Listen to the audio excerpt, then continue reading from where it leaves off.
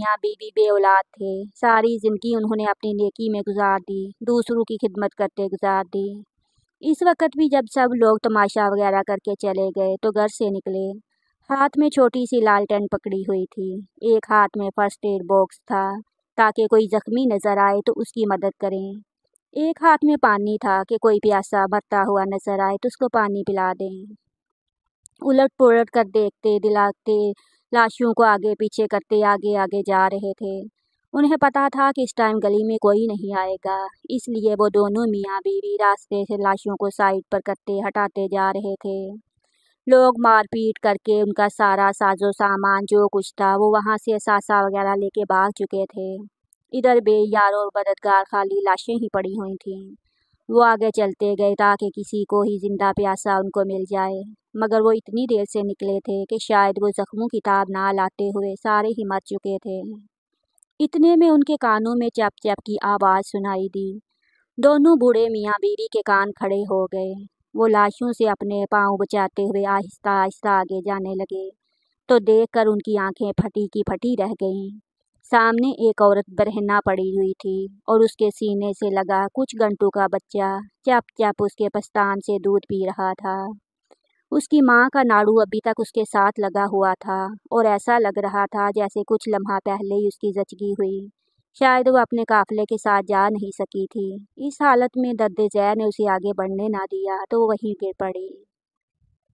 और उस वक़्त माँ मरते मरते और तो कुछ ना कर सकी, अपने बच्चे को ही अपने सीने से लगा दिया ताकि मैं मर भी जाऊँ तो कुछ घंटे मेरा बच्चा ज़िंदा रहे। इन दोनों मियाँ बीवी की ये देखकर जान निकल गई। बूढ़ी बीवी ने आगे बढ़ के जल्दी से अपना दुपट्टा उतार के उसके ऊपर दे दिया और इस बच्चे को इसके सीने से लग किया तो वो बच्ची थी। नीम रोशनी में इस सितम पर उसका दिल बंजर था। वो नन्हा सा वजूद अपनी आंखों को बड़ी जिद्दोजहद से पूरा खोलने की कोशिश कर रहा था। पता नहीं वो क्या देखना चाहता था। वो बेदिमागी के आलम में उसका चेहरा देखती रही। उसके नकूश बहुत नासा थे, बहुत मानूस से थे। वह मासूम चेहरा था। बहुत देर बाद उसे महसूस हुआ था और पता नहीं कुछ बेख्तियार सी होकर वो उसके चेहरे पर अपनी उंगलियां फेरने लगी थी। होंठ, नाक, आंखें, माथा, गाल, वो नरमी से हर चीज़ को छूती गई। फिर इन लोगों ने उसको इसकी माँ से अलहदा किया, उसको घर उठा के ले आए।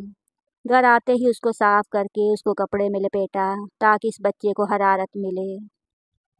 बूढ़ी बीवी ने बच्चा अपने शौहर को दिया, खुद पानी गर्म करने लग गई और नीम गर्म पानी से बच्चे को नहला धुला के साफ करके कपड़े में लपेट के रख दिया और खुद दूध गर्म करके अपनी उंगली डुबो के उस बच्ची के मुंह पर लगा दी। बच्ची चप चप जैसे अपनी माँ का दूध पी रही थी वैसे इसकी उंगली से दूध पीना शुरू हो गई। ऐसे ही उन्होंने इस लड़की को अपने पास रख लिया और उसको रात भर जाग कर संभालते रहते। बीमार होती तो दोनों मियाँ बीवी पूरी रात उसके लिए जागते। वो रोने पर आती तो चुप होने का नाम न लेती और बारी बारी दोनों रात गए तक उसे लिए छत पर टहलते। उन्होंने उसका नाम माही रखा था। वो उन दोनों मियाँ बीवी की ज़िंदगी थी। माही लेटी होती तो वो इतनी देर उसके कमरे के चक्कर लगाते रहते। माही उठी नहीं, माही उठी नहीं। उन दोनों की गुजर बसर अपना नीचे वाला पोर्शन किराए पर देकर हो रहा था।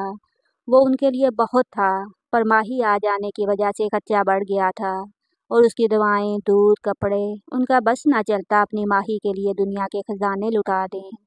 माही के दांत का थोड़ा सा गोश्त का लोथड़ा नजर आया। उनकी खुशी का ठिकाना नहीं था।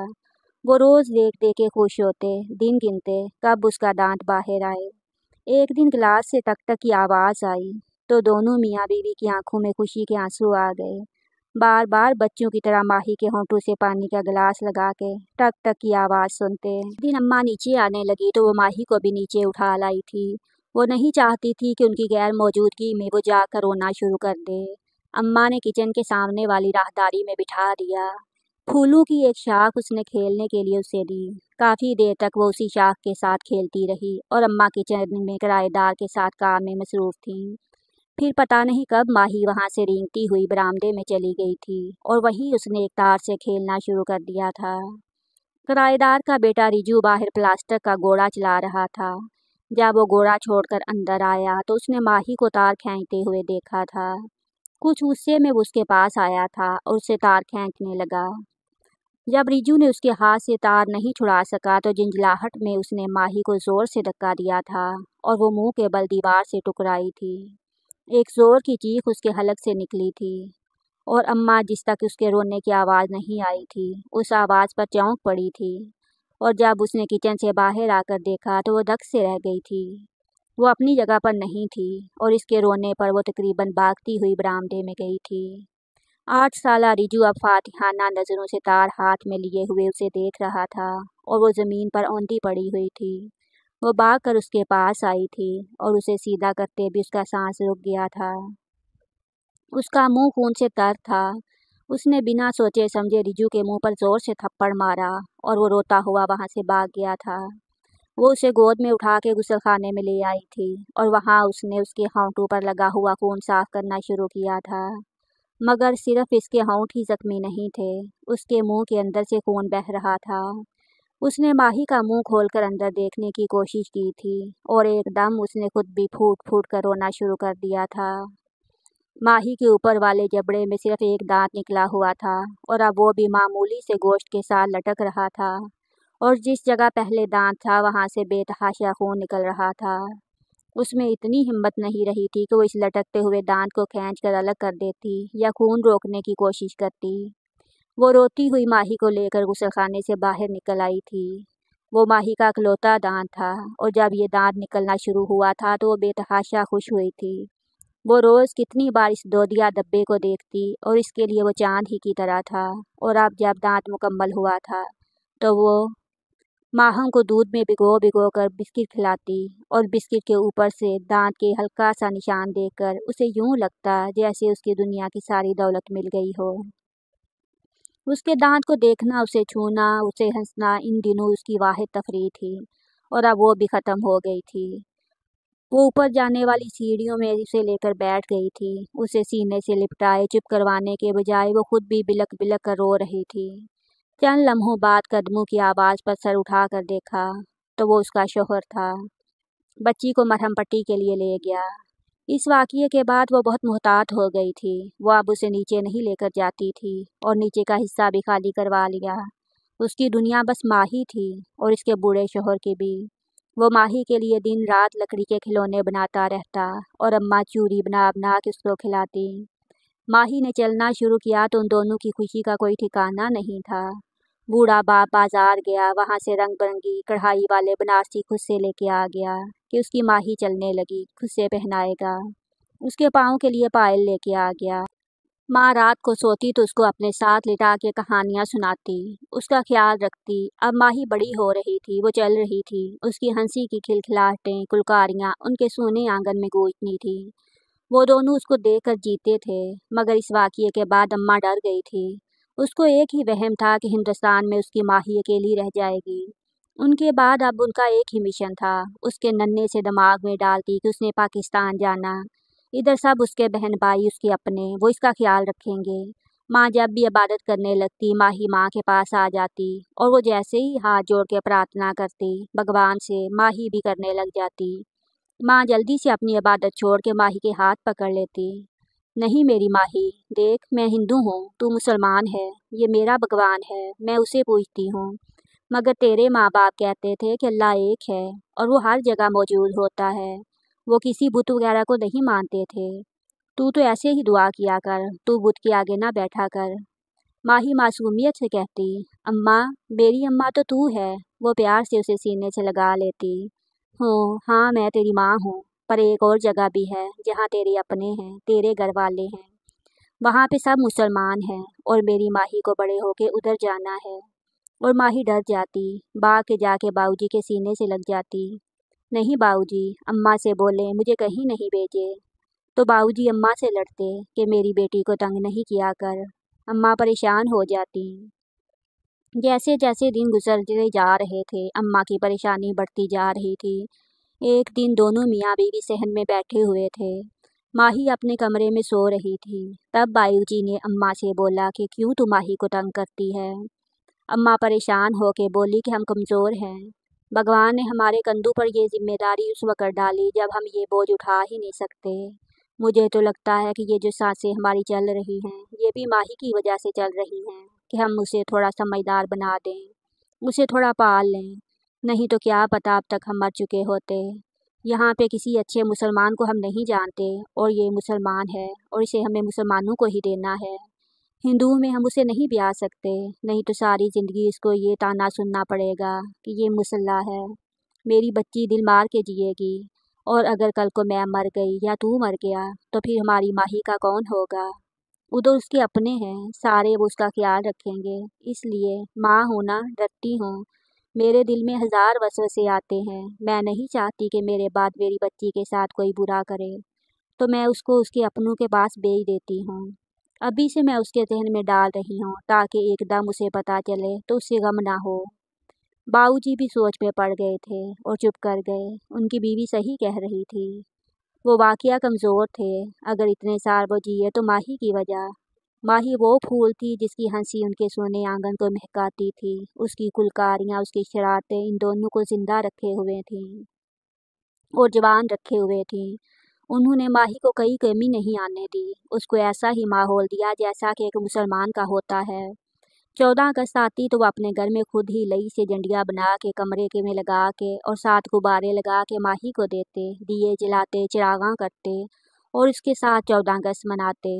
15 अगस्त आती तो झंडे लगते, छतों के ऊपर रोशनाइयाँ होती, चिरागां होती और शोर शराबा होता। तो माही को कहते कि माही पुत्र, जैसे हम यहाँ पे 15 अगस्त मना रहे हैं, जब तू बड़ी हो जाएगी हम तुझे पाकिस्तान भेजेंगे, तो उधर तू भी आज़ादी से ऐसे ही मनाना। माही उनके साथ 14 अगस्त भी मनाती और उनके साथ 15 अगस्त भी। माही की ईद होती तो वो लोग ईद मनाते, उनकी दिवाली होली होती तो माही उनके साथ दिवाली होली मनाती। ऐसे ही खुशी खुशी दिन गुजरते जा रहे थे। माही अब बड़ी हो गई थी। जब माही 15 साल की हुई तो वो इतनी खूबसूरत थी कि जो भी देखता देखता रह जाता। अम्मा ने उसका ख्याल भी इतना रखा था कि उसके चेहरे पर दूध गुलाब की पत्तियां भिगो भिगो के लगाती, इस भगोल के लगाती रहती। मेरी माही का धूप में रंग ना खराब हो। और कुछ कुदरती हुस्न भी था। प्याज ला के सरसों के तेल में जला के घंटों उसके सर पे लगा देती, घंटों सर की मालिश करती। उसके स्याह चमकदार चमकीले रेशमी बाल और खूबसूरत माही, वो देख देख के दोनों मियाँ बीवी जीते और डरते। अम्मा उसे छुपा छुपा रखती, घर से बाहर ना जाने देती। एक अजीब से खौफ ने उनके दिल को अपनी गिरफ्त में ले लिया। ऐसे ही दिन गुजरता और माही 18 साल की हो गई। अब वो बूढ़े मियाँ बीवी बहुत परेशान रहने लगे थे। बूढ़े मियाँ का तो यही ख्याल था कि यहाँ कोई मुसलमान फैमिली देख के उसकी शादी करते हैं, क्योंकि उसे माही से बहुत प्यार था। वो उसे अपनी आंखों से दूर नहीं करना चाहता था। माही में उसकी जान थी। प्यार तो अम्मा को भी बहुत था, मगर वो कहती थी कि मैं मर गई तो पता नहीं फिर हिंदुस्तान में उसके साथ वो सलूक हो या ना हो। इसलिए उसकी बस एक ही ख्वाहिश थी कि उसकी बेटी पाकिस्तान चली जाए। बूढ़े मियाँ ने अपनी बीवी से छुप छुप के किसी मुसलमान का रिश्ता ढूंढना शुरू कर दिया, मगर उसे मौका ही ना मिला। एक दिन बूढ़े मियाँ को हार्ट अटैक हुआ और गिर पड़ा, तो फिर उठ ना सका। अब पीछे अम्मा अकेली रह गई थी। उसमें इतनी सकत नहीं थी कि बाहर से कोई सौदा सलफ या कोई चीज़ वगैरह ला सके। अब मजबूरन माँ ने माही को बाहर भेजा कि जाओ माही, बाहर से सब्जी ले आओ, मगर सीधे जाना सीधे आना। बाहर सब्जी लेने गई तो बाहर एक पत्ता लेने वाले की नज़र इस पे पड़ गई। उसने गली में पहली बार इतनी खूबसूरत लड़की देखी थी। वो बस उसके पीछे हो गया।